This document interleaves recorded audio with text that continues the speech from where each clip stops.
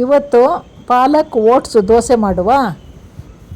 Oats ನೋಡಿ ಜಾರಿಗೆ ಹಾಕತ್ತಾ ಇದ್ದೀನಿ. ಅಂದಾಜು ಹಾಕೊಳ್ಳಿ, ಒಂದೂವರೆ ಲೋಟ ಪಾಲಕ್ ಸೊಪ್ಪನ್ನು ಕ್ಲೀನಾಗಿ ತೊಳ್ಕೊಂಡು ಎಲ್ಲ ಕಟ್ ಮಾಡಿ ಅದನ್ನು ಹಾಗೆ ಜಾರಿಗೆ ಹಾಕ್ಕೊಳ್ಳೋದು.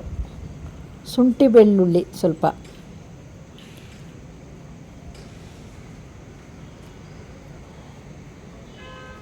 ಆಮೇಲೆ 2 ಮೊಟ್ಟೆ ತಗೊಳ್ಳಿ.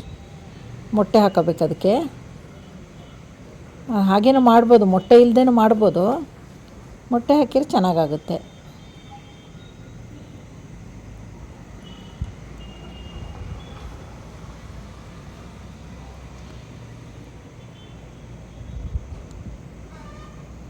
ಇದಕ್ಕೆ ಚೆಂದ ರುಬ್ಕೋಬೇಕು. ಒಣಮೆಣ್ಸಿಕಾಯಿ ಹಾಕ್ತಾಯಿದ್ದೀವಿ, ಹಸಿರು ಮೆಣಸಿನ್ಕಾಯಿನೂ ಹಾಕ್ಬೋದು. ರುಚಿಗೆ ತಕ್ಕಷ್ಟು ಉಪ್ಪು.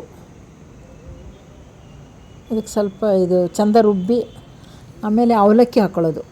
ಸ್ವಲ್ಪ ಅವಲಕ್ಕಿನೂ ನೈಸ್ ರುಬ್ಕೋಬೇಕು.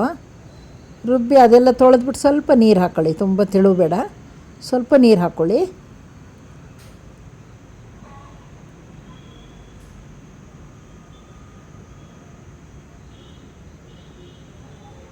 ಸ್ವಲ್ಪ ಎಣ್ಣೆ ಸವರ್ಕೊಂಡು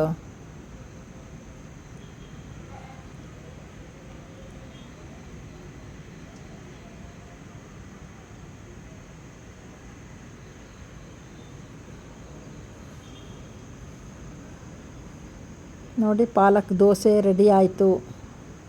ಇದಕ್ಕೆ ಕಾಯಿ ಚಟ್ನಿ, ಯಾವುದಾದ್ರೂ ಚಟ್ನಿ ಮಾಡ್ಕೋಬೋದು.